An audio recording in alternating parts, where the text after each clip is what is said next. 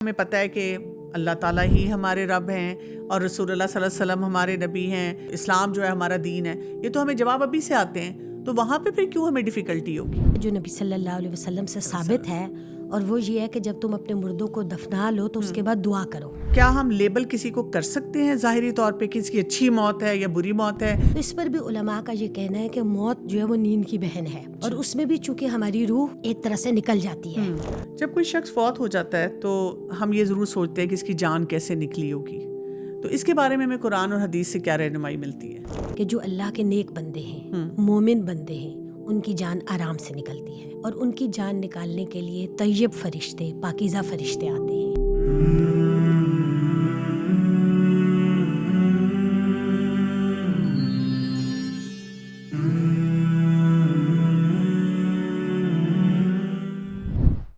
السلام علیکم ورحمۃ اللہ وبرکاتہ۔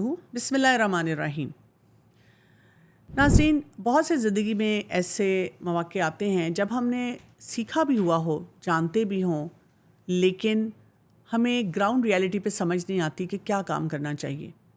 جیسے کہ قرآن پاک میں اللہ سبحانہ و تعالیٰ نے فرمایا، کل نفس ذائقۃ الموت، ہر شخص نے موت کا مزہ چکھنا ہے۔ اس کا مطلب ہے کہ ہم نے اپنے سامنے اپنے بہت سے پیاروں کو جاتے ہوئے دیکھنا ہے۔ یہ ایک ایسی حقیقت ہے جس سے ہم سب محسوس بھی کر سکتے ہیں، اور ہماری زندگی میں ایسے لمحات بار بار آتے بھی ہیں۔ لیکن پھر بھی جب کوئی جاتا ہے اپنا پیارا تو ایک دھچکا سا لگتا ہے، دماغ سائیں سائیں کرنا شروع ہو جاتا ہے، اور یہ بات نہیں سمجھ آتی کہ اس وقت مجھے کیا کرنا چاہیے، کون سا ایسا کام ہے جو درست ہے اور کون سا ایسا کام ہے جو درست نہیں ہے۔ اسی کو جاننا بہت زیادہ ضروری ہے، کیونکہ ہر موقع ہمیں یہ دعوت دیتا ہے کہ ہم اپنے رب کو راضی کریں اور صحیح فیصلے کریں۔ تو آج ہم اسی پہ بات کریں گے کہ ایک شخص جب اس دنیا سے جاتا ہے جو ہمارا پیارا ہوتا ہے، ہمیں کیا کیا باتیں ضرور معلوم ہونی چاہیے۔ میرے ساتھ موجود ہیں زبیدہ عزیز صاحبہ، جو کہ 30 سال سے ماشاءاللہ دین کی خدمات میں لگی ہوئی ہیں۔ انہوں نے اپنی زندگی کو اس کام کے لیے وقف کیا ہوا ہے۔ الہدا انٹرنیشنل ویلفیئر فاؤنڈیشن کے ساتھ وابستہ ہیں اور اس وقت CEO کی خدمات انجام دے رہی ہیں۔ السلام علیکم ورحمۃ اللہ وبرکاتہ۔ وعلیکم السلام ورحمۃ اللہ وبرکاتہ۔ کیسی ہیں آپ ڈاکٹر کنول؟ الحمدللہ زبیدہ، آپ سے میں نے کافی عرصے سے اسی ٹاپک کے لیے ٹائم لیا ہوا تھا۔ کچھ سیریز میں نے کی بھی تھیں جن میں موت سے ریلیٹڈ مختلف جیسے میڈیکل ایشوز ہیں ان پہ میں نے بات کی تھی، لیکن آج میں آپ سے جو بات جاننا چاہوں گی خاص طور پہ جو بہت امپورٹنٹ ہے وہ یہ ہے، جب ہمارا کوئی پیارا اس دنیا سے جا رہا ہوتا ہے تو وہ جو ڈفرینٹ کیفیات ہوتی ہیں، ہمیں اس وقت اپنے آپ کو کیسے تھوڑا سا سنبھال کے رکھنا ہوتا ہے، یا اس وقت کیا سوچنا ہوتا ہے جو امیجیٹ وہ مومنٹ ہوتا ہے جب آپ کو خبر ملتی ہے یا آپ کے سامنے ہی وہ ساری سچویشن آ جاتی ہے۔ جی، نحمدہ و نصلی علی رسولہ الکریم، اما بعد، فاعوذ باللہ من الشیطان الرجیم، بسم اللہ الرحمن الرحیم۔ رب اشرح لی صدری ویسر لی امری واحلل عقدۃ من لسانی یفقہوا قولی رب زدنی علما۔ یہ بہت ہی اہم بات ہے، اور چونکہ زندگی میں ہر ایک نے یا تو اپنے پیاروں کو دیکھنا ہے جو اس سے گزر رہے ہیں، اور پھر خود بھی گزرنا ہے۔ بالکل، اس لیے اس حوالے سے ہمیں واقعتاً معلوم ہونا چاہیے کہ قرآن و حدیث ہماری کیا رہنمائی کرتے ہیں۔ تو ہم یہ دیکھتے ہیں کہ اللہ تعالیٰ نے قرآن مجید میں ہمیں واضح طور پر اس بات کی طرف توجہ ہماری دلوائی ہے کہ زندگی میں انسان کو مختلف طریقے سے آزمایا جائے گا، اور انہی میں سے ایک آزمائش جو ہے وہ جانوں کی کمی ہے۔ صحیح، یعنی دنیا میں لوگ جو آ رہے ہیں وہ جائیں گے بھی، تو بعض اوقات یہ جو جانا ہوتا ہے یہ انسان کے لیے اچانک ہوتا ہے، اس کو معلوم بھی نہیں ہوتا کہ کیا ہونے والا ہے، اور اچانک کوئی پیارا فوت ہو جاتا ہے۔ صحیح، تو ایسے میں ہمارا دین ہمیں جس چیز کی طرف راغب کرتا ہے وہ یہی ہے کہ ہم صبر سے کام لیں، اللہ کی رضا پر راضی رہیں، اور جو بھی فیصلہ سامنے آیا چاہے وہ اچانک ہی تھا، اپنے آپ کو کمپوز رکھنے کی کوشش کریں۔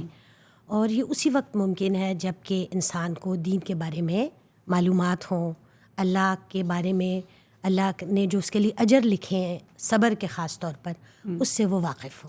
بالکل آپ نے صحیح کہا۔ اچھا، ایک میں نے دیکھا ہے کہ جو چیلنج ہوتا ہے اس وقت، جیسے ہی ایک شخص جو آپ کے سامنے جیتا جاگتا تھا، اور وہی بات ہے کہ آپ کا پیارا تھا، اب وہ بالکل ایک سائلنٹ موڈ میں ہے, آپ کے ساتھ اس کی کوئی کمیونیکیشن نہیں ہو سکتی.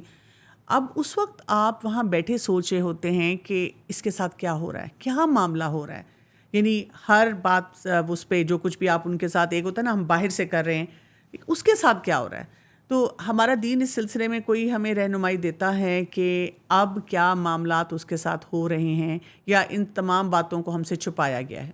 اس میں ہم دیکھتے ہیں کہ قرآن مجید میں بھی اور احادیث رسول صلی اللہ علیہ وسلم سے بھی ہمیں معلوم ہوتا ہے کہ یہ وقت سکرات کا ہے.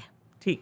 اور سکرات کی کیفیات کو ہم مکمل طور پر تو نہیں سمجھ سکتے, لیکن جو شخص ہمارے سامنے موجود ہے اس کی اوپر جو اس وقت حالت ہے اس کی, اس سے کچھ نہ کچھ اندازہ کیا جا سکتا ہے. ٹھیک ہے. سکرات کے حوالے سے یہ ہے کہ یہ ہر شخص پر آئے گا, ہر شخص پر, کوئی بھی شخص اس سے بری و ذمہ نہیں ہو سکتا. صحیح. حتیٰ کہ ہمارے پیارے نبی اکرم صلی اللہ علیہ وسلم جب آپ جو مرض الوفات تھا آپ کا, اس میں آپ سکرات سے گزرے, اور آپ اپنی بیماری کے دوران بار بار اس کا اظہار بھی فرماتے رہے بالکل کہ موت کے لیے سختیاں ہیں. اور پھر ہم دیکھتے ہیں کہ بعض صحابہ کے واقعات جو ہمیں ملتے ہیں جو جلیل القدر صحابہ تھے, ان پر بھی سکرات آیا. صحیح. اسی طرح ہمارے سامنے جب ہمارا کوئی پیارا ہوتا ہے تو وہ بھی اس وقت جاں کنی یا سکرات کی کیفیت سے گزر رہا ہوتا ہے. یہ سکرات جو ہے آپ کہہ رہی ہیں, اس میں کیا وہ شخص محسوس کرتا ہے؟ اس حوالے سے حتمی طور پر تو نہیں کوئی بتایا جا سکتا, لیکن یہ مختلف لوگوں پر مختلف ہو سکتا ہے. ہلکا بھی ہو سکتا ہے, زیادہ بھی ہو سکتا ہے. اس کو آپ ایک تکلیف اس کے چہرے کے اوپر اگر بظاہر نظر آ رہی ہو, وہ بھی اس کی علامت ہو سکتی ہے. بعض اوقات سکرات خاموشی کی صورت میں بھی ہو سکتا ہے. اچھا.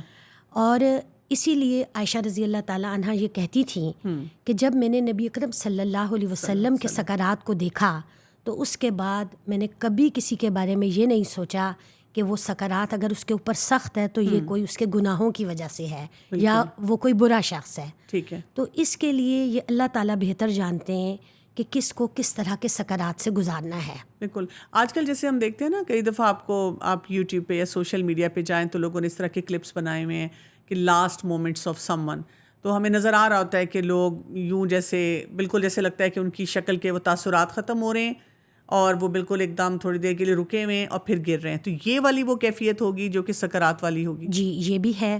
اس کے علاوہ بعض اوقات یہ ہوتا ہے کہ کوئی شخص بظاہر آپ کو درست نظر آ رہا ہے لیکن وہ آپ کی بات سمجھ نہیں رہا, آپ اسے کچھ کہہ رہے ہیں اور وہ کچھ لاسٹ محسوس ہو رہا ہے. ٹھیک. یہ بھی سکرات کی کیفیت ہوتی ہے. صحیح. کیونکہ سکرات میں بعض اوقات جو فرشتہ ہے, موت کا فرشتہ, وہ بھی اس کے آخر میں نظر آ سکتا ہے. اچھا. تو ایسے میں بعض اوقات نظر بھی دوسری طرف جانا شروع ہو جاتی ہے, یا دماغ اس طرح کام نہیں کر رہا ہوتا جیسا کہ وہ عام روزمرہ زندگی میں کرتا ہے. ٹھیک ہے. تو اس طرح کی مختلف کیفیات ہو سکتی ہیں. ایون جیسے بعض اوقات لوگ کوما میں چلے جاتے ہیں اور کوما میں ہی فوت ہو جاتے ہیں, تو وہ جو کوما کی حالت ہے وہ بھی ان کی سکرات کی حالت ہو سکتی ہے. ٹھیک ہے. اور یعنی وہ شروع سے ہو سکتی ہے یا کچھ درمیان میں ہے یا آخر میں ہے. صحیح. یہ اب اللہ تعالیٰ بہتر جانتے ہیں. صحیح. اچھا, کچھ لوگ نا ایسے موقع پہ جب کسی کی ڈیتھ ہو جائے تو کہتے ہیں کہ ان کو نا پہلے سے شاید انڈیکیشن آ رہی تھی, ان کے کچھ جملے ایسے بولے جا رہے تھے, یا وہ کہہ رہے تھے میں نے خواب میں اپنے آپ کو ایسے دیکھا ہے, انہوں نے چیزیں بانٹنی شروع کر دی تھیں اور انہوں نے سب سے ملاقاتیں کرنی شروع کر دی تھیں, اور ایسے تھا جیسے ان کو کوئی فیلنگ آ چکی ہے کہ بس اب میرا وقت ختم ہونے والا ہے. کیا اس طرح کی کیفیات بھی آ سکتی ہیں؟ جی اس حد تک تو یہ ہوتا ہے کہ لوگ اس طرح کے جیسچرز شو کر رہے ہوتے ہیں, اور جو ان کے ارد گرد لوگ ہوتے ہیں وہ بھی فیل کر رہے ہوتے ہیں کہ تھوڑا ڈفرینٹ بیہیو کر رہے ہیں یا مختلف باتیں کر رہے ہیں. لیکن یہ ضروری نہیں ہے کہ جو شخص یہ کر رہا ہے اس کو یہ بات ہو کہ ایسا ہونے والا ہے. ٹھیک. بعض اوقات وہ غیر دانستگی میں وہ اعمال کر رہا ہوتا ہے, لیکن اس کے جانے کے بعد یہ چیز واضح ہو رہی ہوتی ہے کہ وہ علامات تھیں, اور وفات کی علامات اور آثار ثابت ہیں. اچھا. جیسے ہم نبی اکرم صلی اللہ علیہ وسلم کی وفات کو دیکھتے ہیں تو آپ نے بھی کیا کیا, آخری حج جو آپ کا تھا, پھر اس کے بعد معاذ بن جبل رضی اللہ تعالیٰ عنہ جب یمن جا رہے تھے تو آپ نے فرمایا کہ اے معاذ ہو سکتا ہے کہ اس کے بعد میری اور تمہاری ملاقات نہ ہو. جی. ٹھیک ہے. اسی طرح جب آپ بیمار تھے تو فاطمہ رضی اللہ تعالیٰ عنہا سے آپ نے کچھ گفتگو فرمائی. جی. تو یہ چیزیں بھی بتاتی ہیں کہ کچھ آثار تو موجود تھے. اسی طرح دیگر افراد کے اوپر بھی کچھ نہ کچھ ایسے آثار ظاہر ہو رہے ہوتے ہیں، اور جس سے گھر والوں کو بھی کچھ اندازہ ہوتا ہے اور خود ان کو بھی تھوڑا بہت اندازہ ہوتا ہے. صحیح. لیکن حتمی بات یا وقت جو ہے وہ تو اللہ سبحانہ و تعالیٰ ہی جانتے ہیں. بالکل صحیح بات ہے.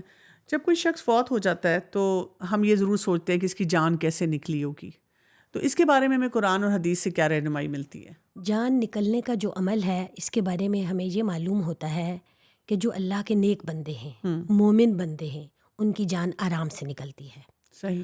اور ان کی جان نکالنے کے لیے طیب فرشتے، پاکیزہ فرشتے آتے ہیں.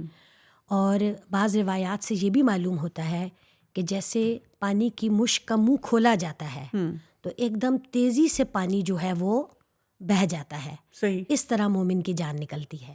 ٹھیک. جبکہ دوسری طرف جو غیر مومن ہے یا اللہ پر ایمان نہیں رکھتا، اس کی جان تنگی سے نکلتی ہے، مشکل ہوتی ہے.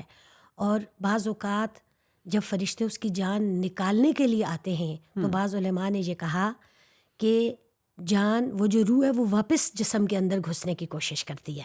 اچھا. کہ اسے نہ نکالا جائے، لیکن پھر اسے کھینچ کے نکالا جاتا ہے. اور اس کے لیے جو تشبیہ استعمال ہوئی ہے وہ بھی یہ ہے کہ جیسے ایک ریشمی کپڑے کو کانٹے دار جھاڑی کے اوپر ڈال کے کھینچا جائے، تو اس طریقے سے، جس سے پھر میت کو تکلیف بھی ہوتی ہے. صحیح. کیا جیسے یہ آپ نے بتایا کہ ایک اچھی موت اور ایک بری موت، کیا اس وقت جب ایک انسان ایکچولی مطلب اس کے اوپر یہ پروسیس ہو رہا ہے اور باہر جو ہم بیٹھے دیکھ رہے ہیں، ہم ان کے کوئی انڈیکیشن سے دیکھ سکتے ہیں کہ یہ اچھی موت ہوئی ہے، بری موت ہوئی ہے؟ کیونکہ لوگ بھی تو بہت کہتے ہیں، مثلاً اگر ایک شخص ہاسپٹل میں داخل رہا، وینٹیلیٹر پہ رہا، یا بڑی طویل کوئی اس نے بیماری کاٹی، وہ کہتے ہیں جان ہی نہیں نکل رہی تھی اس کی. کئی دفعہ وہ شخص نیک بھی ہوتا ہے، ہمیں تو یہی نظر آ رہا ہے. یا اسی طرح سے کسی کے بارے میں ہم کہہ دیتے ہیں کہ اس کو بڑی اچھی موت ملی ہے. تو کسی طرح کیا ہم لیبل کسی کو کر سکتے ہیں ظاہری طور پہ کہ اس کی اچھی موت ہے یا بری موت ہے؟ اور کیا اگین ہمیں قرآن اور سنت سے کوئی ایسی علامات ملتی ہیں کہ یہ اچھی موت کی علامات ہیں اور یہ بری موت کی علامات ہیں؟ یہ ہم لیبل تو نہیں کر سکتے. اس کی وجہ یہ ہے کہ اصل حقائق اللہ تعالیٰ جانتے ہیں. بعض اوقات اگر کسی کی جان کنی کا عمل لمبا ہو رہا ہے، جیسے سکرات جسے کہتے ہیں، تو اس کے بارے میں یہ بھی آتا ہے کہ سکرات بھی گناہوں کی بخشش کا ذریعہ ہے. تو بعض اوقات مثلاً اگر کوئی شخص نیک بھی ہے اور اس کی سکرات کا وقت زیادہ ہوا ہے، تو ہو سکتا ہے انسان ہونے کے ناطے کوئی ایسی اس سے بشری کمزوری سرزد ہوئی ہو، اور چونکہ اس کے بہت سے صالح اعمال تھے تو اللہ تعالیٰ اس سے بھی اسے پاک صاف کرنا چاہتے ہوں، اور اس وجہ سے وہ وقت اس کا تھوڑا لمبا ہو گیا. لیکن جب اس کی جان نکلے گی تو اگر وہ مومن تھا تو وہ آرام سے نکل جائے گی. اس کے علاوہ بعض اوقات بظاہر یہ بھی نظر آ رہا ہوتا ہے کہ کوئی بہت ہی آرام سے اس کی جان کنی کا عمل ہو گیا، بہت لمبا سکرات نہیں ہوا، تو اس کو ہم ایک خوشخبری سمجھ سکتے ہیں، ایک خوش آئند بات سمجھ سکتے ہیں. لیکن حتمی بات اللہ تعالیٰ ہی جانتے ہیں. کچھ بھی ہو جائے، چاہے ایک انسان جس کو جو ہمارا پیارا ہے دنیا سے جاتا ہے، وہ پرولونگڈ النس کے ساتھ گیا ہے، یا یہ کہ ایک دم سے جھٹکا لگا ہے، فوراً اطلاع آ گئی آپ کو، آپ اپنے سامنے بھی کسی کو اس طرح سے مرتا ہوا دیکھتے ہیں، بہت مشکل وقت ہوتا ہے. یہ ہم جانتے بھی ہیں کہ جس اپنے دنیا سے چلے جانا ہے، امیجیٹلی فوراً اس وقت اپنے آپ کو کیسے کمفرٹ کیا جائے؟ اس میں بھی مختلف طرح کے جو ریئیکشنز ہوتے ہیں یہ بہت نارمل ہیں، الا یہ کہ اللہ تعالیٰ کی حدود کی خلاف ورزی نہ ہو رہی ہو. ٹھیک. مثلاً ہم دیکھتے ہیں نبی اکرم صلی اللہ علیہ وسلم وفات پائی آپ نے، تو عمر رضی اللہ تعالیٰ عنہ جو صحابی رسول تھے، ان کا ریئیکشن کیسا تھا؟ انہوں نے کہا، وہ یقین کرنے کو تیار نہیں تھے. دوسری طرف ابو بکر رضی اللہ تعالیٰ عنہ جب تشریف لائے اور انہوں نے آپ صلی اللہ علیہ وسلم کو دیکھا، آپ کی پیشانی پر بوسہ دیا، اور فوراً اللہ تعالیٰ کی رضا پر راضی ہو گئے، اور پھر خطبہ بھی دیا، جس کے نتیجے میں صحابہ کو یقین آ گیا کہ آپ وفات پا چکے ہیں. تو بالکل اسی طرح عمومی طور پر بھی لوگوں کے اسی طرح کے رویے سامنے آتے ہیں. کچھ تو فوراً ایکسیپٹ کر لیتے اور کچھ کو وقت لگتا ہے. اگر وقت بھی لگ رہا ہو تو بھی اس کو ان حدود کے اندر رکھنا چاہیے. مثلا غمگین ہونا، رونا آ جانا، یا ایسے کہہ دینا کہ ہمیں یقین نہیں آ رہا ایسا ہوا ہے، اس میں کوئی حرج نہیں ہے. اچھا. لیکن ایسی بات نہیں کرنی چاہیے کہ ایسا کیوں ہوا، یا یہ نہیں ہونا چاہیے تھا، یا اگر ہم یہ کر لیتے، ہاں ہم یہ کر لیتے تو ایسا ہو جاتا. یہ نیگیٹو چیزیں ہیں، ان سے بچنا چاہیے. اس وقت جو باقی ارد گرد کے افراد ہوتے ہیں نا، اگر کوئی اور بھی ساتھ ہے، وہ کیا کریں؟ کیونکہ وہاں پر بھی جیسے میں نے بہت ٹپیکلی یہ دیکھا ہے کہ ہم ملتے ہیں تو ہم کہتے ہیں بہت افسوس ہوا، کیا یہ بولنا چاہیے کہ نہیں، یا اسی طرح سے پورا واقعہ سن کے جو بھی ہوتا ہے کہ وہ جا رہا تھا آ رہا تھا، وہ ہو کوئی پاس ہوتا. یعنی ہم بھی کئی دفعہ ایسے طریقے سے ڈیل کر رہے ہوتے ہیں، سمجھ نہیں ہمیں آ رہا تھا کہ ہم اس شخص کے ساتھ کیسے کنیکٹ ہوں جو اس وقت اپنے کسی پیارے کا غم منا رہا ہے. تو وہاں پر ان کے لیے کیا انسٹرکشنز ہیں؟ اس میں یہ ہے کہ کوشش کرنی چاہیے کہ افسوس والا جملہ یا اس طرح کی بات نہ کی جائے، بلکہ اس کے بجائے اس کو تسلی دینی چاہیے اور اسے کہنا چاہیے کہ یہ اللہ تعالیٰ کا فیصلہ ہے. ٹھیک. اور ہم چونکہ دنیا میں بھی اللہ کی مرضی سے آئے تھے اور ہم جا بھی اللہ کی مرضی سے ہی رہے ہیں، تو ہمارا پیارا بھی اسی طرح گیا ہے. تو ایسے میں اس کو تسلی دینا، اس کے ساتھ ہمدردی کے کلمات بولنا، یہ ضرور کہنے چاہیے. ٹھیک ہے. ہمارے دین میں اسی لیے تعزیت کا ایک مقام ہے، اور جو ایک مومن کے یا ایک مسلمان کے دوسرے مسلمان پر حقوق ہیں، ان میں سے یہ ایک حق ہے کہ وہاں جایا جائے، اس کی ساتھ تعزیت کی جائے، اور تعزیت کرتے ہوئے دعائیہ کلمات کہنا، جو ان کا پیارا فوت ہوئے اس کے لیے دعا کرنا جو اس کے دل کے لیے بھی ڈھارس کا سبب بنے، اور اس کو بھی یہ بتانا کہ آپ ایسے ان کے لیے دعا کریں. تو یہ تسلی کے کلمات جو ہیں یہ بہت فائدہ مند ثابت ہوتے ہیں. جب ایک پیارا فوت ہوتا ہے اپنا، تو کیا ہمیں کرنا چاہیے؟ یعنی کوئی کچھ انسٹرکشن دے رہا ہوتا ہے، کوئی کچھ انسٹرکشن دے رہا ہوتا ہے، آپ کا دماغ ویسے ہی کام نہیں کر رہا اس وقت، آپ کو کچھ سمجھ نہیں آ رہی، آپ بس اپنے اس پیارے کو بار بار دیکھ رہے ہیں کہ میری اب لائف کی ریئلٹی میں کیا کچھ چینج ہونے والا ہے یا کیا کچھ چینج ہو چکا ہے. تو ایسے موقع پہ کون سے ایسے اسٹیپس ہیں جو کہ لیے جا سکتے ہیں، چاہے وہی شخص لے جو کہ اس وقت ان کے ساتھ موجود ہے، یا ارد گرد کے جو افراد ہیں وہ بھی کیسے فیسیلیٹیٹ کر سکتے ہیں؟ کوئی انسٹرکشن دے رہا ہوتا ہے، کوئی انسٹرکشن دے رہا ہوتا ہے، اور اس میں ہم دیکھتے ہیں کہ کئی دفعہ ایسی باتیں بھی شامل ہو رہی ہوتی ہیں جو کہ ہمیں نظر آ رہا ہے کہ وہ قرآن اور حدیث کے قریب نہیں ہیں.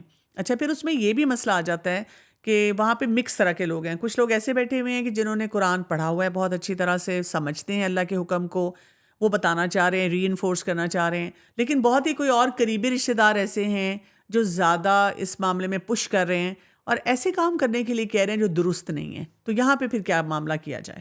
یہاں سب سے پہلی بات تو یہ ہے کہ جو میت ہے اس کو سیدھا کرنا چاہیے. اگر آنکھیں کھلی ہیں تو اچھے طریقے سے آنکھوں کو بند کرنا چاہیے، منہ کھلا ہو تو اس کو بند کرنا چاہیے. اور اس کے علاوہ یہ ہے کہ جو دیگر لوگ موجود ہیں ان کو بھی اس چیز کے اوپر لانا چاہیے کہ وہ انا للہ و انا الیہ راجعون پڑھیں، اور ساتھ ہلکی آواز میں دعا کریں یا میت کے لیے ذکر خیر کریں.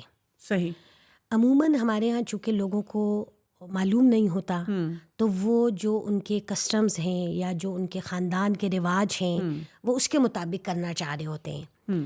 تو یہاں بڑی حکمت سے کام لینے کی ضرورت ہوتی ہے، کیونکہ یہ وقت ایسا نہیں ہے بہرحال کہ وہاں پر لوگوں کو زبردستی کسی ایسے کام سے روکا جائے، لیکن محبت کے ساتھ، پیار کے ساتھ انہیں آلٹرنیٹ دینے چاہیے. صحیح. اور اگر ممکن ہو سکے تو دعا کی طرف راغب کرنا چاہیے. اگر کوئی دعا کی کتاب وغیرہ وہ دینی چاہیے، یا ویسے بتانا چاہیے. اگر کوئی وہاں صاحب علم موجود ہے تو وہ ان لوگوں کو لے کر بیٹھ کر تجہیز کے، تکفین کے جو مراحل ہیں ان کے بارے میں کچھ اویئرنیس دے سکتا ہے تاکہ ان کے دل کی ڈھارس بھی ہو. بالکل. اور ایسے موقع پہ میں نے دیکھا لوگ ریسیپٹیو بھی ہوتے ہیں، سننا چاہ رہے ہوتے ہیں، جاننا چاہ رہے ہوتے ہیں کہ یہ معاملات کیا ہیں اور کیا کرنا چاہیے ہمیں. بالکل ایسے ہی ہے. مثلاً ہم دیکھتے ہیں کہ نبی اکرم صلی اللہ علیہ وسلم کے ایک جلیل القدر ساتھی سعد بن معاذ رضی اللہ تعالیٰ عنہ جب فوت ہونے کے قریب ہوئے تو آپ صلی اللہ علیہ وسلم کو بتایا گیا، آپ تشریف لے گئے تو آپ نے انہیں دیکھا تو آپ نے ان کا سر اپنے زانو مبارک پر رکھا اور اللہ تعالیٰ سے دعا کی کہ سعد نے آپ کے دین کے لیے بہت خدمت کی ہے، تصدیق کی ہے، ایمان لائے ہیں، تو آپ ان کے ساتھ وہ معاملہ کریں جو آپ اپنے دوستوں کے ساتھ کرتے ہیں. یہ اتنی خوبصورت کلمات ہیں. اور پھر مزید بھی سعد رضی اللہ تعالیٰ عنہ کے فضائل بیان کیے اور جب وہ وفات پا گئے تو آپ نے فرمایا کہ یہ وہ ہستی ہیں کہ اللہ تعالیٰ کا عرش کانپ اٹھا ہے. اور پھر ان کی جب جنازہ پڑھایا اور خوب دعائیں کی اور ساتھ کہا کہ 70,000 فرشتے ان کے جنازے میں شامل ہوئے. سبحان اللہ. آپ صلی اللہ علیہ وسلم کی یہ سارے کلمات ہمیں ہمارے لیے سیکھنے کا ذریعہ ہیں کہ ہم بھی جب کبھی کسی بھی ایسے موقع پر موجود ہوں تو وہاں پر موجود لوگوں کی ڈھارس بنائیں. بالکل. اس میت کے بارے میں اچھے کلمات کہیں, خود بھی کہیں اور دیگر لوگوں کو بھی اس پر راغب کریں, تو انشاءاللہ تعالیٰ یہ گواہیاں بھی لکھی جاتی ہیں. بالکل صحیح بات آپ نے کہی ہے. اچھا, اب یہ کہ جنازہ اٹھتا ہے, وہ جو جنازہ اٹھنے کا عمل ہوتا ہے نا وہ بڑا ہی ڈیفیکلٹ ہوتا ہے, اور اس وقت آپ کو ایک ریئلٹی چیک اور بہت بڑا آ جاتا ہے کہ اچھا اب تو یہ میرا پیارا جا رہا ہے یہاں سے, اور منو مٹی کے نیچے اب یہ ہوگا. اور اس وقت یہ بھی خیال آنا شروع ہوتا ہے کہ اب کیا معاملات ان کے ساتھ چل رہے ہوں گے. یعنی ہمیں باڈی تو سامنے نظر آ رہی ہے, میت نظر آ رہی ہے, لیکن ان کی روح کدھر ہوگی, کیا کچھ ان کے ساتھ ہو رہا ہوگا. تو یہ معاملات کیا ہیں؟ روح کے بارے میں بھی ہمیں یہی بات معلوم ہوتی ہے کہ جب روح نکلتی ہے تو جو نیک بندہ ہوتا ہے, مومن ہوتا ہے, اس کی روح اوپر آسمانوں کی طرف جاتی ہے, اور باقاعدہ اس کے لیے فرشتے اجازت لیتے ہیں, اور وہ ایک آسمان سے دوسرے اور اس سے پھر 7ویں آسمان تک جاتی ہے. اور وہاں علیین ایک مقام ہے جس کو بعض علماء کے نزدیک وہ جنت ہی کا ایک مقام ہے. ٹھیک. وہاں وہ پہنچتی ہے, دروازہ کھٹکھٹایا جاتا ہے, اور اگر اس کو داخلے کی اجازت ملتی ہے تو وہاں اس کا اندراج ہوتا ہے. اچھا. اور اندراج کے بعد وہ روح واپس بھیجی جاتی ہے جب میت کو قبر میں رکھ دیا جاتا ہے, اور وہ لوٹائی جاتی ہے تاکہ وہاں پر جو قبر کے مراحل ہیں وہ شروع ہو سکیں. صحیح. اسی طرح اللہ نہ کرے اگر کوئی برا شخص تھا, اس کی روح جب نکلتی ہے تو وہ دوسری طرف یعنی زمین کی گہرائیوں کی طرف جاتی ہے. اچھا. اور وہاں پر بھی ایک جگہ سجین موجود ہے جو دراصل ایک قید خانہ ہے, جہاں اسی طرح اس کا اندراج کیا جاتا ہے, اور پھر وہ واپس آتی ہے, اور پھر اس کا بھی قبر کا معاملہ پیش آتا ہے. ٹھیک ہے. تو یہ جو روح نکل گئی ہے اور جو وقت ہے, اس وقت جو اہل خانہ ہیں ان کے کرنے کا بہترین کام یہی ہے کہ وہ سب میت کے لیے بخشش کی دعا کریں. صحیح. جب جنازہ ہو رہا ہے, جنازہ خود بھی دراصل دعا کا نام ہے. صحیح. اور پھر جو خواتین ہیں, ظاہر ہے وہ اگر مسجد میں نہیں گئی ہیں, جنازہ نہیں پڑھنے گئیں, گھر کے اندر ہیں, تو وہاں پر بھی عموماً ہمارے ہاں یہ دیکھنے میں آتا ہے کہ لوگ باتوں میں مشغول ہو جاتے ہیں یا کھانے پینے میں مشغول ہو جاتے ہیں, جبکہ یہ سب سے بہترین وقت ہے کہ میت کی بخشش کی دعا کی جائے. صحیح. تو سب اپنی اپنی جگہ پر دعا کریں. اگر نماز کا وقت ہے تو نماز پڑھیں اور اس کے بعد دعا کریں, یا کوئی اور نیکی کا کام کریں اور دعا کریں, تو انشاءاللہ یہ اس کے حق میں بہترین ہوگا. صحیح. اچھا, یہ جو مومنٹس ہوتے ہیں نا, اس میں ہم یہ بھی دیکھتے ہیں کہ یہ ایک ایسا اپرچونٹی بن سکتا ہے جس میں انسان کو جب دھچکا لگتا ہے تو انسان سوچ رہا ہوتا ہے اپنی آخرت کے بارے میں. انسان سوچتا ہے کہ اچھا دیٹس اٹ. کئی دفعہ آپ کے اتنے لڑائی جھگڑے بھی ہوتے ہیں اس شخص کے ساتھ, اور آپ کہتے ہیں کہ ہائے میں نے کیوں اتنا جھگڑا کیا, یہ شخص تو چلا گیا, اور اب کیا ہے, ایک ویکیوم آ گیا پورا. آپ اپنے ایمان کے بارے میں بھی سوچتے ہیں, آپ اپنی آخرت کے بارے میں بھی سوچتے ہیں, آپ اپنے خاندان کے لیے بھی پریشان ہوتے ہیں. اس ایسے موقع پہ آپ سوچ رہے ہوتے ہیں کہ اب خاندان کو ہم نے جوڑ کے کیسے رکھنا ہے, کیا کچھ کرنا پڑے گا ہمیں. تو اس سلسلے میں بھی کچھ رہنمائی کریں ہماری. اس حوالے سے یہ بالکل بہت ہی ایسا وقت ہوتا ہے کہ جس میں سب کے دل نرم ہیں. تو وہ رشتہ دار جن میں کہیں نہ کہیں کوئی رنجش ہے, تو اگر وہ اس موقع کو اہم سمجھتے ہوئے آ گئے ہیں, تو جو گھر والے ہیں ان کو بھی چاہیے کہ کھلے دل کے ساتھ ان کو ویلکم کریں اور ان کے آنے کو قبول کریں, اور پھر ان کے ساتھ اچھا معاملہ کریں. اسی طرح جو آئے ہیں ان کو بھی چاہیے کہ وہ اپنا دل بڑا کر کے آئے ہیں, تو اب اپنے تعلق کو یہاں سے مزید آگے بڑھائیں, ایک دوسرے کے ساتھ خیر خواہی کریں. اور اگر ہر شخص یہ بات سمجھے گا کہ ہم نے بھی کل چلے جانا ہے, اور ہمیں بھی پیچھے ایسے پیاروں کی ضرورت ہے جو ہمارے لیے دعائیں کریں, کیونکہ یہ اتنا نفسا نفسی کا دور ہے کہ یہاں دنیا میں اگر ہم ایک دوسرے کے ساتھ بھی ہیں تو مرنے کے بعد تو بالکل بھول جاتے ہیں. بالکل صحیح. تو جب ہمارا تعلق اچھا ہوگا تو ہی ہم ایک دوسرے کے لیے دعا کر رہے ہوں گے, کیونکہ یہ قدرتی بات ہے کہ انسان جس سے محبت کرتا ہے, جس کی خیر خواہی کرتا ہے, وہی اسے یاد بھی رہتا ہے. بالکل صحیح ہے. تو اس موقع پر کچھ تدریس کا بھی معاملہ کیا جا سکتا ہے.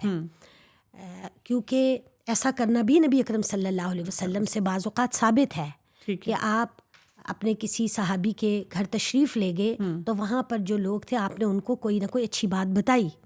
تو اسی طرح جو رشتہ دار موجود ہیں ان کو کوئی واعظ، کوئی تلقین حکمت کے ساتھ، مختصر الفاظ کے ساتھ، جامع انداز میں کرنی چاہیے، تاکہ وہ جب وہاں سے واپس جائیں تو بھی کچھ نہ کچھ ساتھ لے کر جائیں. بالکل صحیح آپ نے بات کی ہے کہ یہ بہت ہی اہم ہوتا ہے کہ اس موقع کو اللہ تعالیٰ نے ہمارے لیے جو دیا ہوتا ہے کہ ہم اپنے ایمان پہ بھی کام کریں اور ساتھ ساتھ اپنے تعلقات کو بھی مضبوط بنائیں. کچھ لوگ یہ کہتے ہیں کہ موت کا وقت تو لکھا ہوا ہے، اور اگر موت کا وقت لکھا ہوا ہے تو پھر ہمیں کیا ضرورت ہے کہ بہت زیادہ ہم ڈر ڈر کے رہیں. گاڑی ہے تو سپیڈ سے چلاؤ، اور کوئی ڈیرنگ ایکٹیویٹیز ہیں تو کر لو، اور یا کوئی اسموکر ہے تو وہ کہتا ہے کہ جی موت کا وقت تو لکھا ہوا ہے اور اگر میں نے اسی وقت مرنا ہے تو کیوں نہ میں مزے کر کے مروں. یعنی ہر طرح کی غلط ایکٹیویٹی کو بھی ہم جسٹیفائی اس ایسے موقع پہ کرنا شروع کر دیتے ہیں. تو ظاہر تقدیر میں تو ہمیں یہ پتہ ہے کہ اللہ جو انسان آتا ہے ایکسپائری ڈیٹ کے ساتھ ہی آیا ہوا ہوتا ہے. تو یہ جو تھاٹ ہے اس کو ہم کیسے ایڈریس کر سکتے ہیں؟ یہ بات تو اپنی جگہ بالکل درست ہے کہ موت کا وقت مقرر ہے اور اس نے اپنے وقت اور اپنی جگہ پر آنا ہے، لیکن اس کے دوران جو ایکٹیویٹی ہو رہی ہے وہ اس کو کرنے کا اختیار اللہ تعالیٰ نے انسان کو دیا ہے. صحیح. اور دراصل انسان کا جو حساب کتاب ہے وہ اسی ایکٹیویٹی کی بنیاد کے اوپر ہے. ٹھیک ہے. اب اگر ایک شخص لاپرواہی برتتے ہوئے یا اپنے آپ کو بہادر سمجھتے ہوئے گاڑی کو مثلاً سپیڈ سے چلاتا ہے اور حادثے کا شکار ہو جاتا ہے تو اب یہاں اس کا ایک عمل کاؤنٹ ہو رہا ہے. ٹھیک. اسی طرح اللہ نہ کرے اگر کوئی شخص کسی ایسی چیز کے اندر انوالو ہے جو کہ شریعت اس کو جائز قرار نہیں دیتی اور وہ یہ سمجھتا ہے کہ میں نے تو مرنا ہی ہے، میں یہ پی کر مر لوں یا یہ کھا کر مر جاؤں، تو اس کا اصل میں یہ عمل امپورٹنٹ ہے. صحیح. موت نے تو اپنے وقت پہ آنا ہے، اسی لیے ہمارے دین نے خودکشی کو حرام قرار دیا. حالانکہ خودکشی کرنے والا بھی یہ بات کہتا ہے کہ موت کا تو میرا وقت لکھا ہوا تھا. بالکل صحیح. لیکن چونکہ اس وقت کے لیے جو عمل اس نے کیا اس کا مکلف وہ تھا، تو ہم یہی بات اچھے کام کے لیے بھی کہہ سکتے ہیں کہ مثلاً میری موت کا وقت لکھا ہے تو میں اللہ کے دین کے لیے مثلاً بھاگ دوڑ کروں، علم کے راستے پر جاؤں، تو مجھے موت آ جائے گی تو وہ تو لکھی ہوئی ہے وہ آئے گی. تو یہ عمل جو ہے یہ اصل میں اہم ہے کہ ہم کیا کر کے ہماری موت آ رہی ہے. اس لیے ایک تو عمل درست رکھنے کی کوشش بھی کرنی چاہیے اور ساتھ دعا بھی کرتے رہنا چاہیے کہ اللہ تعالیٰ ہمیں اچھے کام کی توفیق دے. اپنے کسی پیارے کو جب ہم اس دنیا سے جاتے ہوئے دیکھتے ہیں تو صبر ہمیں پتہ ہمیں کرنا ہے، لیکن ایسے موقع پہ صبر کیا ہوگا، اور اگر نہیں کیا جا رہا تو پھر کیا کرنا ہوگا؟ صبر کا جو مطلب ہے وہ ہوتا ہے حق پر جمنا. صحیح. اور اس وقت صبر یہی ہے کہ انسان اللہ تعالیٰ کے فیصلے پر راضی رہے. ظاہر ہے دل کے اندر تو غم موجود ہے، بالکل، اور وہ غم آنسوؤں کی شکل میں بھی رواں ہے. بعض اوقات انسان ایسے جملے بول جاتا ہے تو کوشش یہ کرنی ہے کہ کوئی منفی جملہ نہ بولا جائے. صحیح. باقی یہ کہ غمگین ہونا، رونا یہ بہت فطری چیز ہے اور اس کی اجازت ہے. صحیح. لیکن ایسے بات جو کہ شکوہ پیدا کرے، اللہ تعالیٰ سے ناراضگی کا کوئی جملہ ہو کہ میرے ساتھ ایسا کیوں ہو گیا، یا اس کے تو یہ جانے کی عمر ہی نہیں تھی، یا یہ تو بڑی ہی میرے اوپر ایک مشکل پیش آ گئی، ایسے جملے نہیں بولنے چاہیے. اس کی جگہ یہ کہنا بہتر ہوگا کہ اللہ تعالیٰ کا یہ فیصلہ ہے، ہم اللہ تعالیٰ کے فیصلے پر راضی ہیں. جس طرح ہم دنیا میں آئے تھے اسی طرح ہر ایک نے جانا بھی ہے اور یہ بھی میرا پیارا گیا ہے. تو اس طرح کے جو مثبت جملے ہیں یہ دل کو ڈھارس بھی دیتے ہیں اور اس سے انشاءاللہ تعالیٰ صبر کا جو اجر ہے وہ بھی محفوظ رہتا ہے. ویسے بھی اگر جو ارد گرد کے افراد ہوتے ہیں جب ان کی تعریف کر رہے ہوں، کہ ان کی باتیں بتا رہے ہوں، اس سے بھی انسان کو بڑی ڈھارس ملتی ہے نا کہ اچھا لوگ ان کو اچھے الفاظ میں جو ہیں وہ یاد کر رہے ہیں. روح کی بات تھوڑی سی میں کرنا چاہوں گی. یہ میں جاننا چاہوں گی کہ کیا روح سے ملاقات ہو سکتی ہے، یعنی کیا ان کو دوبارہ بلایا جا سکتا ہے، ان کے حال احوال کو جانا جا سکتا ہے کہ وہ کس سٹیج پہ ہیں، کیا کچھ ان کی زندگی میں ہو رہا ہے اس وقت؟ جی، جہاں تک روح کا معاملہ ہے تو ہم یہ دیکھتے ہیں کہ قرآن مجید میں بھی اس حوالے سے ہماری یہ رہنمائی کی گئی ہے کہ اس کے حوالے سے علم کم دیا گیا ہے. ٹھیک. اور چونکہ ایک ہمارا ظاہری جسم ہے اور ایک ہماری روح ہے جو کہ بنیادی طور پر اللہ کے حکم سے ہی آتی ہے اور اللہ کے حکم سے چلی جاتی ہے. اب جب روحیں جسم سے نکل جاتی ہیں تو وہ یا تو علیین میں یا سجین میں ہیں. صحیح. لیکن ایک روح کا دوسری روح سے ملاقات کرنا یہ احادیث سے ثابت ہے. اچھا. اس میں ایک تو اس کا طریقہ یہ ہے کہ جب کوئی شخص فوت ہوتا ہے اور فوت ہونے کے بعد جب اس کی روح مثلاً علیین میں گئی ہے تو وہاں علیین میں جو پہلی روحیں موجود ہیں وہ اس کو پہچان لیتی ہیں. اچھا. اور اس سے پیچھے والے احوال بھی پوچھتی ہیں. اچھا. اور وہ ان کو بتاتا بھی ہے. اور ایک روایت سے ہمیں یہ پتہ چلتا ہے کہ مثلاً وہ اس سے پوچھتی ہیں کہ ہمارا فلاں ساتھی جو ہے وہ کہاں ہے. تو وہ جو روح بعد میں گئی ہوتی ہے وہ اسے کہتی ہے وہ تو کب کا فوت ہو چکا. تو وہ افسوس کرتی ہیں, وہ کہتی ہیں اچھا وہ یہاں تو نہیں آیا. اچھا. اس کا مطلب ہے کہ وہ دوسری طرف چلا گیا ہے. لیکن اس کا یہ بھی مطلب ہے کہ وہ جو روحیں ہیں وہ دنیا کے معاملات ڈائریکٹلی نہیں جان سکتی. جی, ڈائریکٹلی نہیں جان سکتی.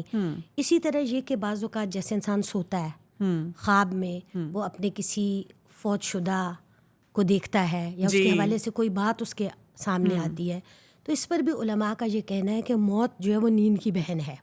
اور اس میں بھی چونکہ ہماری روح ایک طرح سے نکل جاتی ہے. اب جب یہ روح نکلتی ہے تو یہ بھی ٹریول کرتی ہے. اچھا. جب یہ ٹریول کرتی ہے تو بعض اوقات اس کی ملاقات بھی دوسری روحوں سے جو پہلے جا چکی ہیں, لوگ فوت ہو چکے ہیں, ان کی روحوں سے ہو سکتی ہے. اچھا. اور یہ جو ہمیں خواب آتے ہیں ان میں ایک عنصر یہ بھی شامل ہے کہ وہ ان سے ملاقات کر کے آتی ہے تو وہ روح مثلاً اسے کہہ رہی ہوتی ہے کہ کوئی ایسی بات کرتی ہے جس سے یہ شخص سمجھتا ہے کہ مجھے صدقہ کرنا چاہیے, مجھے اپنے پیارے کے لیے کوئی استغفار کرنا چاہیے, یا وہ بہت خوش نظر آ رہے یا وہ بہت خوش نظر آتی ہیں تو یہ گمان کرتا ہے کہ وہ اچھی جگہ ہوں گی. تو اس طریقے سے تو روحوں کی ملاقات ہو سکتی ہے. ٹھیک ہے. لیکن جو روحیں علیین یا سجین میں چلی گئی ہیں ان کا یہ سمجھنا کہ وہ دنیا میں آ رہی ہیں اور آ کر کسی کے بارے میں کوئی بات بتاتی ہیں, اس کی ہمیں کوئی ایسا دلیل نہیں ملتی. صحیح. اچھا, یہ جو مراحل تھے فوت ہونے کے وہ تو ہمیں سمجھ آ گئے کافی حد تک الحمدللہ.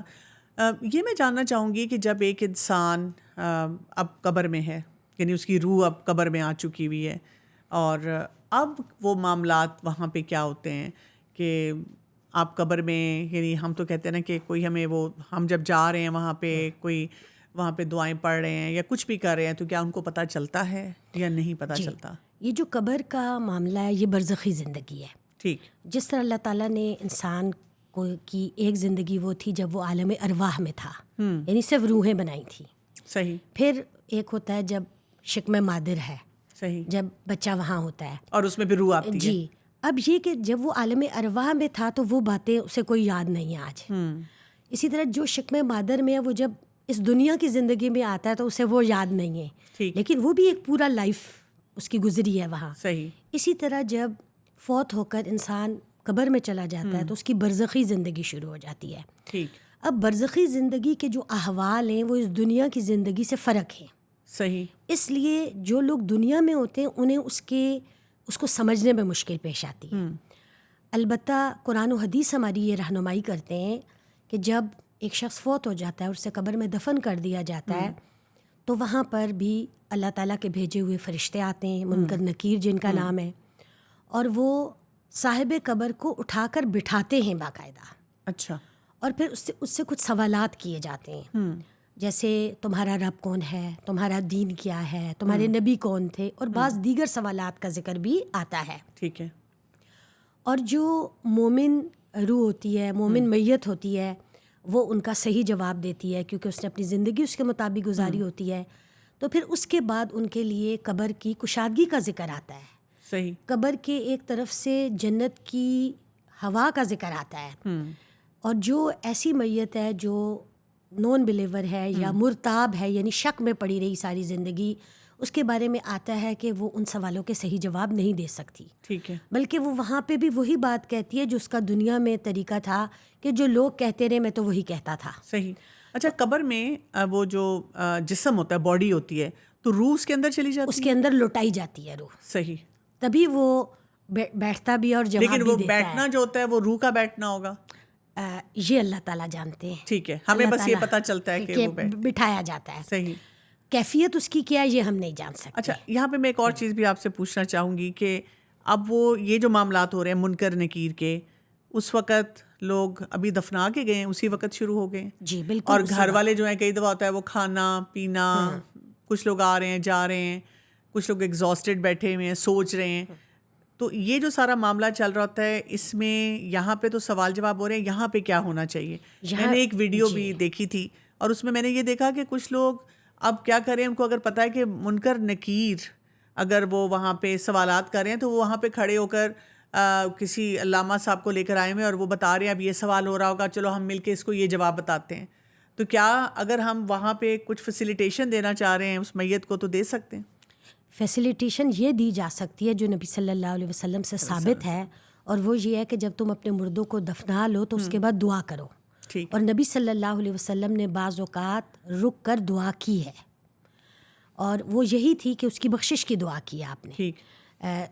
جیسے کہ میں نے پہلے سعد بن معاذ رضی اللہ تعالیٰ عنہ کا واقعہ بیان کیا، ان کے حوالے سے بھی یہی بات ملتی ہے کہ جب ان کو دفن کر دیا گیا تو آپ صلی اللہ علیہ وسلم وہاں رکے اور آپ نے کہا سبحان اللہ سبحان اللہ. کچھ دیر آپ یہ کلمات دہراتے رہے اور آپ کے پیچھے صحابہ بھی یہی کلمات کہتے رہے. پھر آپ صلی اللہ علیہ وسلم نے اللہ اکبر کہنا شروع کر دیا، اور یہی کلمات صحابہ نے بھی کہے. جب آپ خاموش ہو گئے تو صحابہ نے پوچھا کہ اے اللہ کے رسول صلی اللہ علیہ وسلم آج آپ نے یہ کلمات کیوں کہے؟ تو آپ نے فرمایا کہ قبر نے سعد کو دبایا ہے، اور اگر کوئی شخص قبر کے دبانے سے محفوظ رہتا تو وہ سعد ہوتے، لیکن اسے بھی قبر نے دبایا. تو جب میں نے یہ کلمات کہے اور پھر ساتھ دعا بھی کی تو اللہ تعالیٰ نے اس کو اس سے محفوظ کر دیا.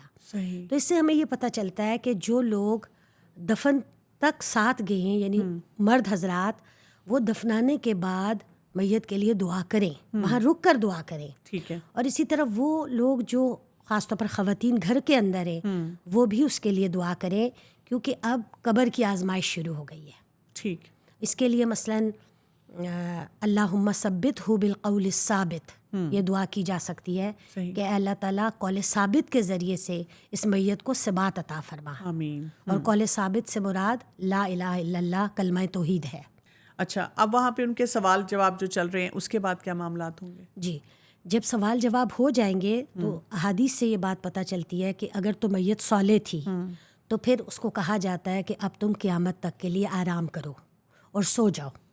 اور اگر وہ صالح نہیں ہے تو ظاہر ہے پھر قیامت تک کے لیے جو قبر کے اندر تکلیف ہے، عذاب ہے، کیونکہ وہ بھی برحق ہے، اس سے وہ دو چار ہوتی ہے. یہ عذاب جو ہے یہ دائمی بھی ہو سکتا ہے اگر گناہ بڑے ہیں، قیامت تک چل سکتا ہے، اور وقتی اور عارضی بھی ہو سکتا ہے.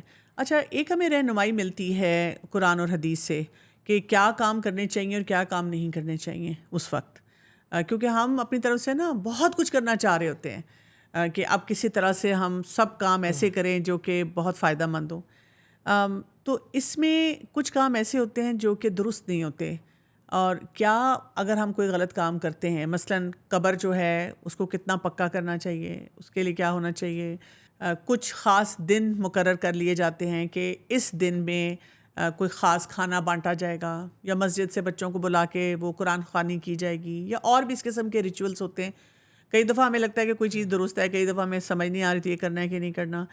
کیا کرنا چاہیے، کیا نہیں کرنا چاہیے؟ اور دوسرا یہ کہ اگر ہم کوئی غلط کام کر رہے ہوتے ہیں تو کیا اس کا، جیسے صحیح کام کا ہمیں پتہ چلتا ہے نا، ہمارا دین بتاتا ہے کہ اس کے بھی اثرات ہیں، پازیٹیو ہیں، تو غلط کام کریں گے تو کیا وہ جو میت ہے اس پہ کوئی اس کے غلط اثرات جائیں گے؟ اس میں یہ ہے کہ جو کرنے کے کام ہیں وہ تو وہی ہیں جو کہ مسنون ہیں اور نبی صلی اللہ علیہ وسلم نے سے ثابت ہیں اور آپ کے صحابہ نے بھی کیے. مثلا اس میں یہ ہے دعا، سب سے اہم چیز دعا ہے، اور بخشش کی دعا. دوسرے نمبر پر یہ ہے کہ اگر میت کی کوئی قرض وغیرہ تھا تو اس کی ادائیگی کی کوشش کرنی چاہیے، کیونکہ اس کے عوض میت رہن ہوتی ہے. تیسری چیز یہ ہے کہ عمومی طور پر اس کی طرف سے وہ رسا جو ہیں وہ صدقہ کریں. مالی صدقہ جو ہے اس کا اجر بھی میت کو ملتا ہے. پھر یہ کہ جو صالح اولاد ہے وہ جو بھی نیک عمل کرے گی وہ صدقہ جاریہ کے طور پر اس کا اجر بھی میت کو ملتا رہے گا.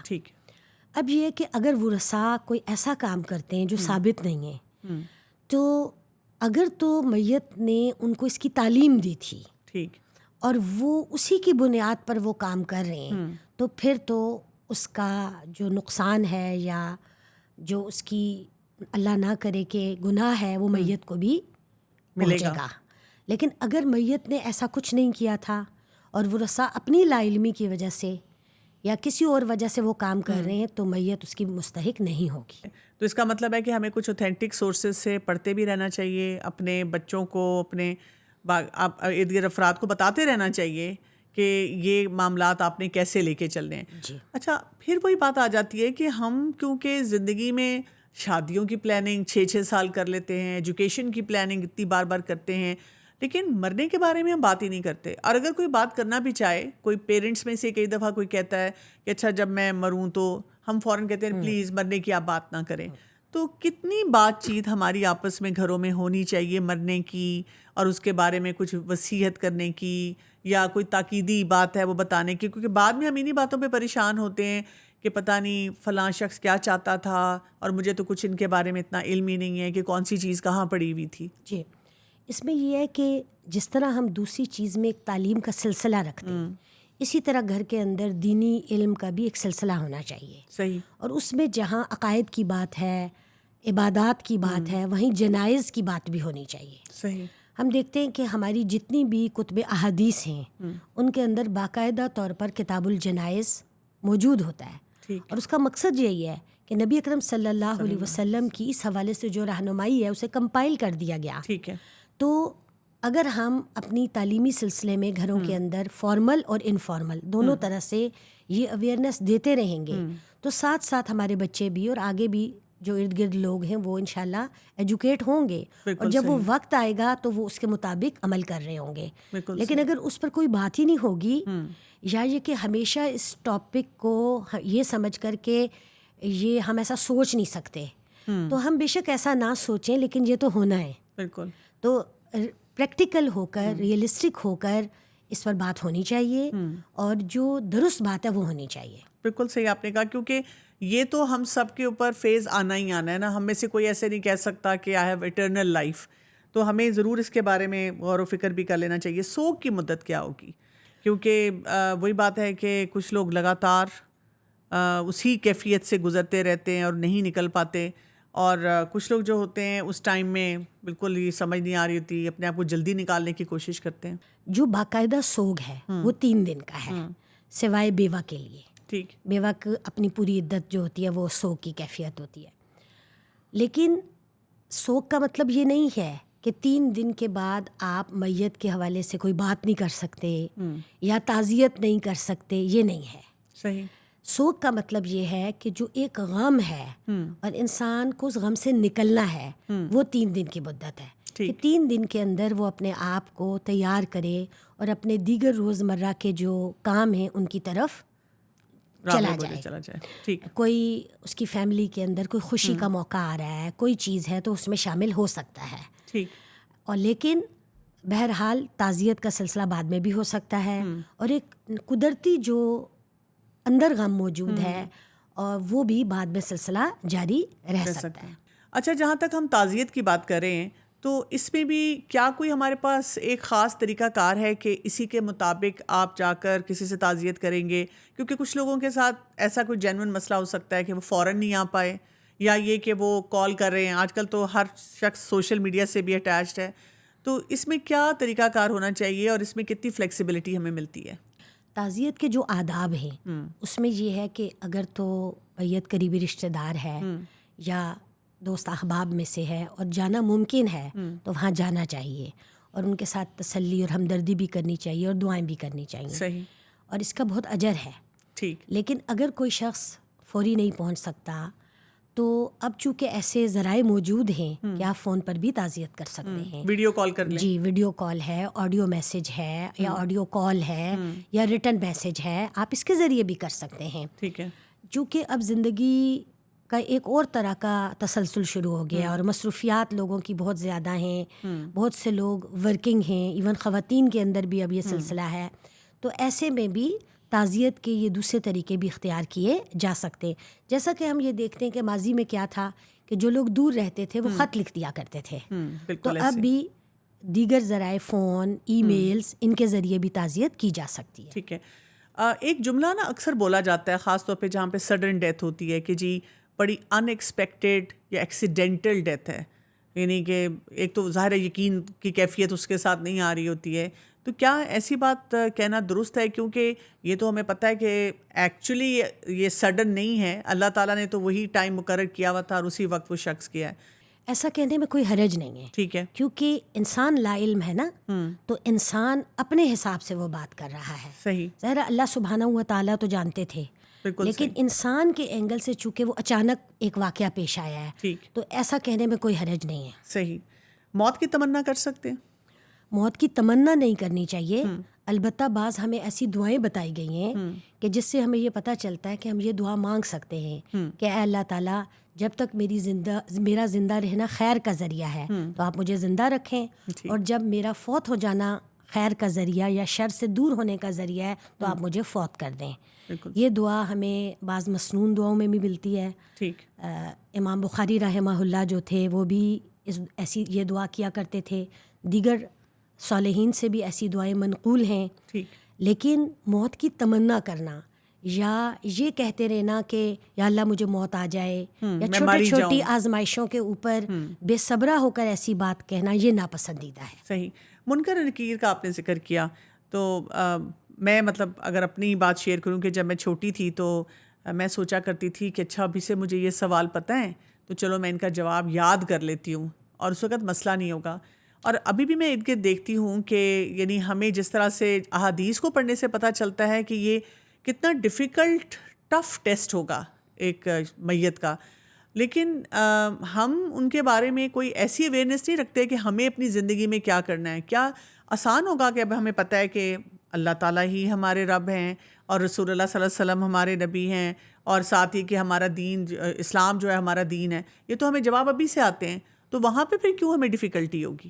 جی، یہ بظاہر تو آسان لگتا ہے لیکن یہ آسان نہیں ہے، کیونکہ حدیث بھی ہماری یہ رہنمائی کرتی ہے کہ یہ جو قبر کا فتنہ ہے، اسے قبر کا فتنہ کہا گیا ہے، یعنی امتحان، آزمائش، یہ سخت ہوگا. صحیح. اور بعض روایات میں آپ صلی اللہ علیہ وسلم نے اپنے صحابہ کو سمجھانے کے لیے یہ بات بھی کہی کہ تم قبر میں دجال کے فتنے کے قریب قریب آزمائے جاؤ گے، یعنی وہ انٹینسٹی ہوگی اس کی.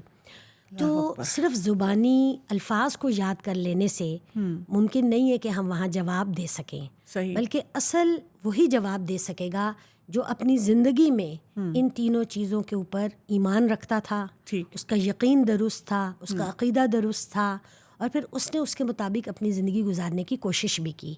تب وہ وہاں پر فوراً پہچان جائے گا کہ میرا رب اللہ ہے اور میرے نبی محمد صلی اللہ علیہ وسلم ہیں اور میرا دین اسلام ہے. یعنی ان کاموں پہ عمل کرنا پڑے گا ہمیں.